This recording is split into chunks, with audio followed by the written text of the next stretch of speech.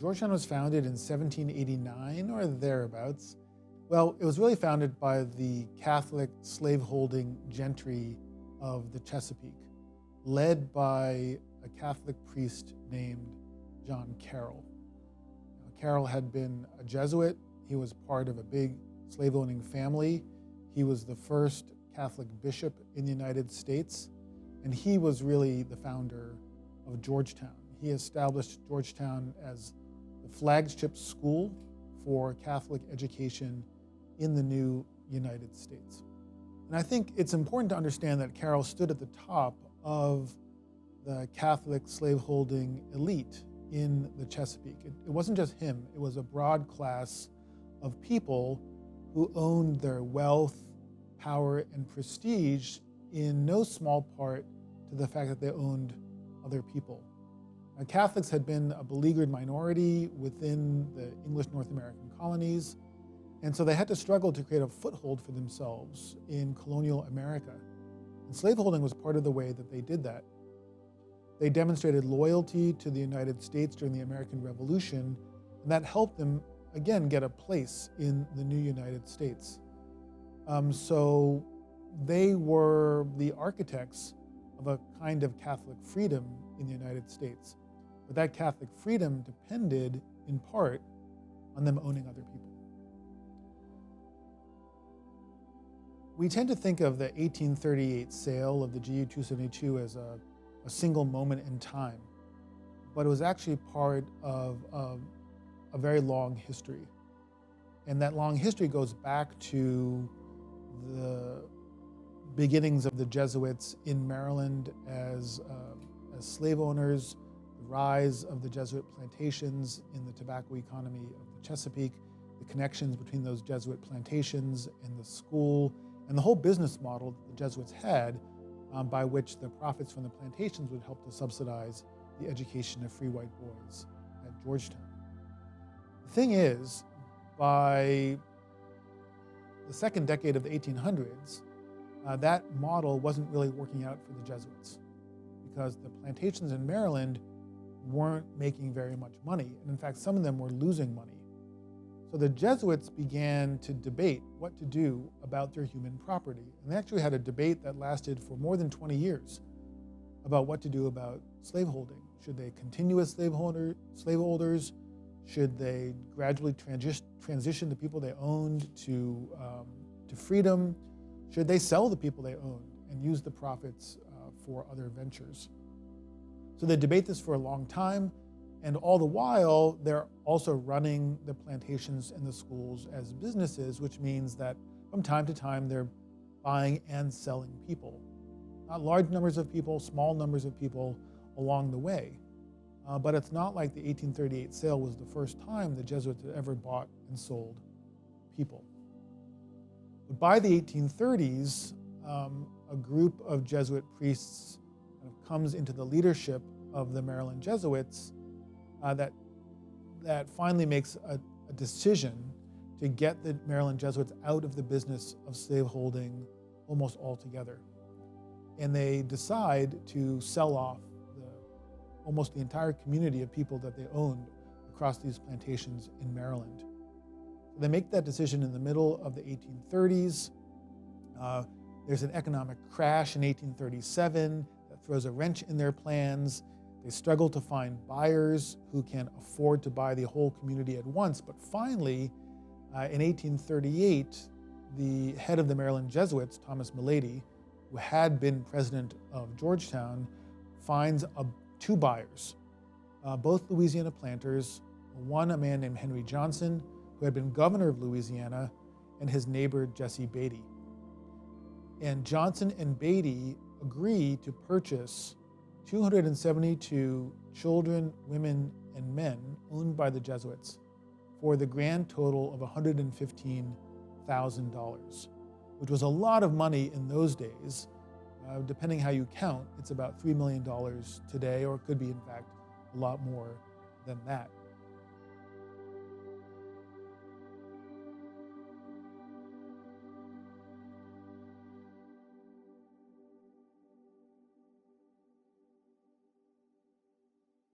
If you actually read the contract that Thomas Milady made with the two buyers, I mean, it really shows the commercial dynamics of American slavery. Here you have 272 people named in the contract. There's an agreement to sell them for a certain sum of money to be paid. There was initial down payment, and then the rest of it was to be paid over a period of 10 years. And in fact, because of downturns in the economy, because of the difficulties that the original buyers had in meeting their obligations to pay, the Jesuits didn't actually receive the entire sum until 1862, the middle of the Civil War, and the very moment when slavery is being abolished. So there's a lot of complexity and a lot of irony to the 1838 sale. But I think it's important when you look at the kind of the economic details of the transaction, not to lose sight of the human tragedy that sale involved. In the last 6 years, I've come to know so much more about the sale, how it happened, why it happened, all of the things that have been going on. One of the main things that I've learned is when we talk about the financial difficulty of the Jesuits at that time, it was because of the slave suits. It was because of the Queens and the Mahonies and the other families who were actually suing their Jesuit and Catholic enslavers for their freedom and winning in court. So when Edward Queen won his case in 1796, his family was freed. John Carroll's family freed 26 other Queen members. And then after Edward Queen was freed in court with his family members, he went back to court and sued the Jesuits again and won compensation. So the Jesuits had to pay for all of the court costs of the Jesuit priests who were being sued in court, including John Ashton, the Neals, the Notleys, everybody who was being sued as a Jesuit. That money was coming out of the Jesuit coffers, and they were living really well too. So their financial difficulties were always mitigated by the sale or renting out of other human beings. That wasn't a new occasion in 1838. That was an economic practice that went part and parcel with being an enslaver. So every time they had a financial difficulty, they had an option. They owned land and they owned people. Why is it today that they still own some of the same land that they could have sold when they were busy selling people? It's important to understand that the GU272, the Maryland Jesuit enslaved community, was a community with very deep roots in Maryland. The community was scattered across several different plantations, White Marsh in Prince George's County, St. Thomas Manor, Newtown, and St. Inigo's, so across southern Maryland. The community was composed of families that had been in Maryland for generations, for more than 100 years in many cases. So they had deep roots in Maryland. And one of the things about the documents that record the sale is that the family groups are very clearly marked in those documents. So these were families. So, you know, they're basically rounded up in stages, sent to Washington, D.C., where they're boarded on vessels that sail around Florida to New Orleans. They're dropped off in New Orleans and then shipped up the river to an area which is today about 30 minutes outside of Baton Rouge. It's 1,000 miles from the plantations where they had lived in Maryland. It's like being exiled. It's like being sent to another planet. And the ecological conditions are totally different. These are people who had been on tobacco plantations in Maryland. They end up growing cotton and sugar in Louisiana, which is a totally different kind of system. There's a reason why being sold down the river to the Deep South was considered to be something like a death sentence for many enslaved people in the Upper South, and that's what the GU272 experience. So they're basically sent into a kind of exile, into something that's akin to a social death sentence. And they have to remake their lives in this new and very strange place. A place where, among other things, a lot of people don't even speak English. They speak French or Spanish. They're very much a community apart in central Louisiana. And so you can just imagine the series of traumas that they experience through being uprooted and shipped to this strange world.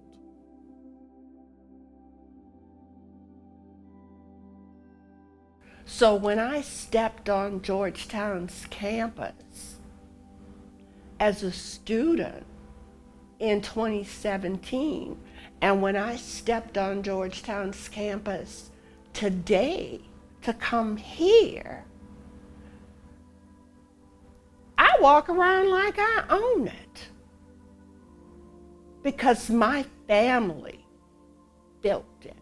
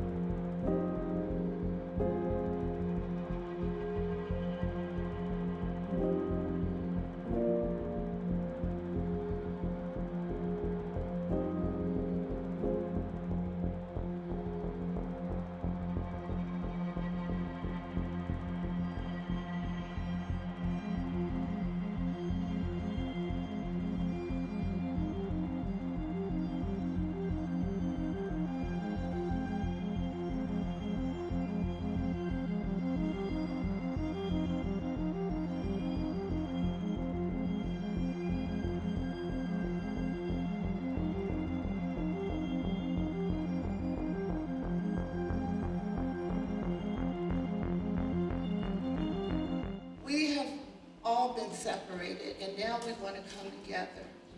And we all are joined through faith. And we have a strong sense of faith.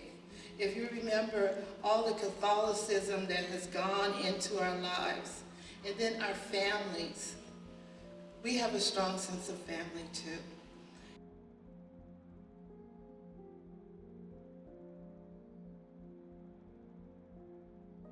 When I first heard about the GU272, I didn't have a clue about what they were speaking about Jesuit enslaved.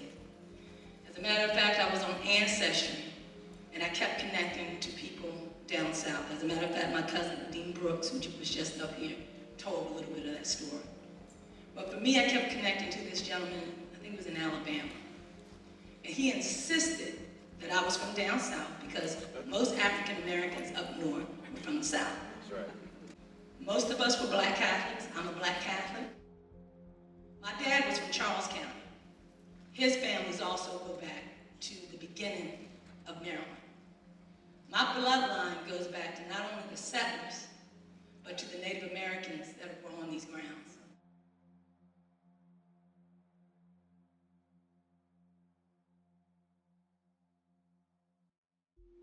My ancestors are, or I connect to, Barnes, Dorsey, Yorkshire, Miles, who else? Oh, goodness, I'm missing some. Eatland, Hawkins, Queen. I'm from Southern Maryland. I'm a black Catholic from Southern Maryland. About 2016, 2017, it was discovered at Georgetown University that there were 272 people who were sold from Southern Maryland to Louisiana.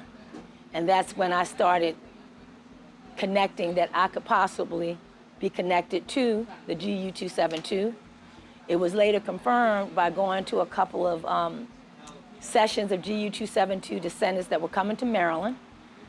I also confirmed it at my son's high school. He was at Gonzaga College High School in Washington, D.C., and my daughter was getting ready to go to Georgetown visitation, and they informed me of this history and told me that because I was a black Catholic from Southern Maryland, St. Mary's County and Charles County, and I had the names of my family, it was possible I could be a descendant. After I discovered I was connected to the GU272, unlike some descendants, I have not figured out yet who it was that, that either went to Louisiana or that was a connection here in Southern Maryland. But I started meeting descendants in different working groups and people coming to this area. So when a lot of cousins, I'll call them my GU272 cousins, when they realized that I was from Southern Maryland, we started connecting and they would come to this area for us to meet up. And one day I was home, because I actually now live right outside of Annapolis, but I still come home to Southern Maryland, to St. Mary's County. One of the descendants called me and said, hey, I'm gonna be home or be back in Maryland to go to Newtown Manor, which is another plantation where Jesuit enslaved persons were sold. She asked me to meet her over there. So I met her over there. It's about the third time I met her, and this is Rochelle Prater. She's one of the committee members. And we met, and I also met Henrietta Pike, who was there as well. I had already met Rochelle, so Rochelle wanted me to meet Henrietta, so I drove from a cousin's house who lived in Bushwood, Maryland, also here in Southern Maryland, and we all met up. And we just started talking about how it would be a great idea to bring Southern Maryland connections together with Louisiana connections. Came up with this idea, talked about it for about a year or so. Then Georgetown came out with the grant that you all have heard about, where they have given like over $400,000 to descendants to do the history on GU272 and bring families together. We applied for the grant, won the grant, and here we are. Here we are.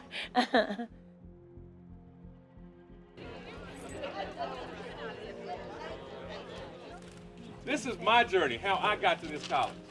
This structure, which recognizes the enslaved people, many of them have the names that you all are familiar with, are emblazoned on this building.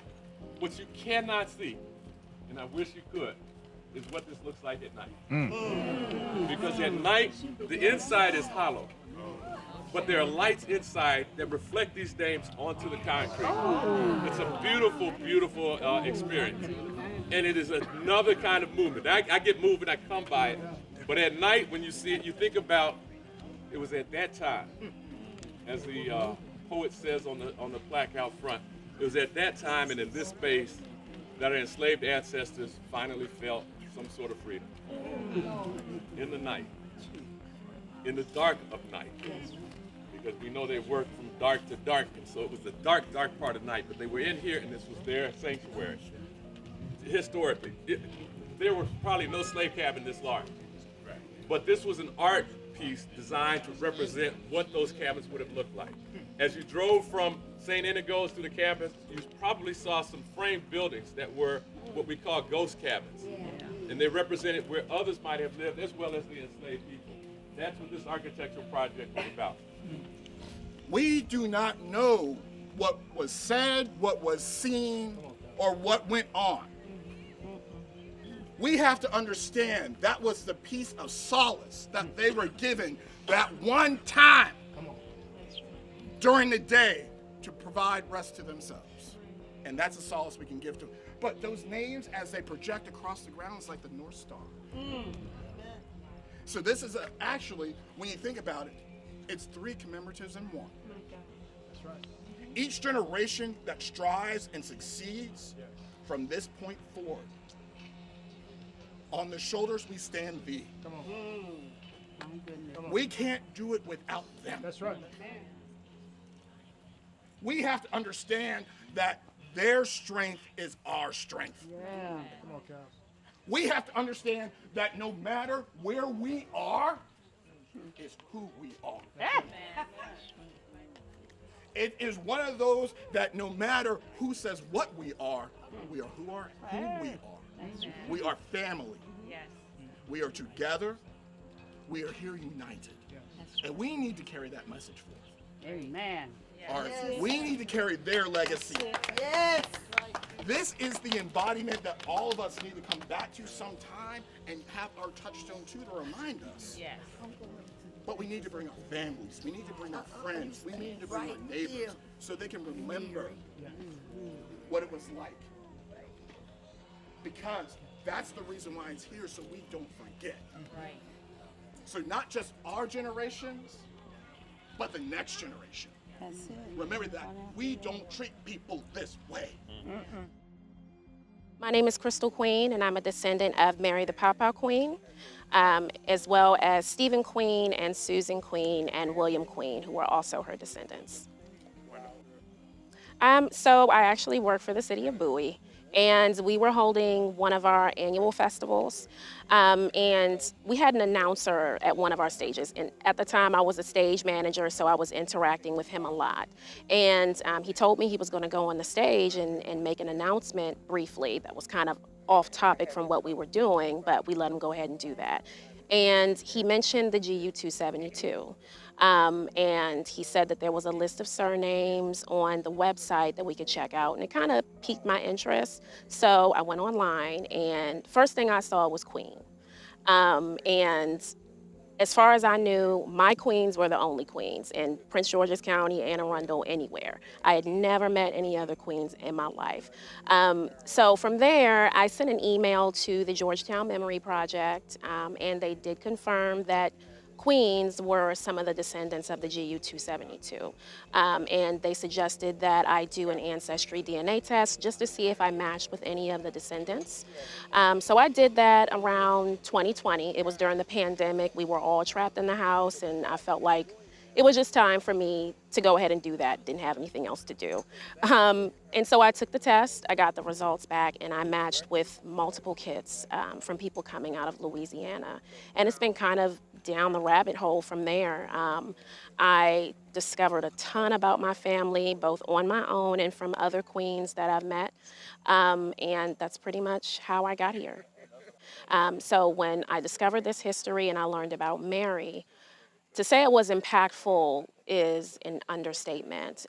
It was actually a very emotional experience for me to know who I believe was one of my first ancestors to even touch American soil, and learn about her history and all of her children and her descendants coming down to me. It really touched me. It touched me a lot. And I'm very proud of my ancestors and everything that they had to go through in order to get me here, including Mary. I just recently joined the White Marsh Historical Society. Kevin Porter is the president of that. He's like the Queen family historian. But the ultimate goal is preserving the history of White Marsh Plantation, learning about the people that were there and making sure that their stories are told. You know, I consider that to be one of the greatest things that I could do to honor my ancestors, especially since most of my ancestors were enslaved at White Marsh Plantation. So that's how I am kind of reclaiming my history, making these stories known and informing people I'm from Prince George's County. I tell people as much as I can. I just made a Facebook post telling people with history here in Southern Maryland, you know, if your roots are here, try to do the work to explore where your people come from, where they were enslaved, what their names were. It's another thing I really believe is one of the highest honors you can do is learning the names of your ancestors, because so much of their history has been destroyed purposely in some cases. And so many of us don't know their names. So, you know, learning Mary's name and learning Stephen's name, William's name, Harry on my other side of the family, these are all people who were slaves in Maryland, Prince George's County, Charles County, and beyond. And so I'm doing the work to learn those histories and to inform my family and other families and encourage other people to get themselves involved in this work.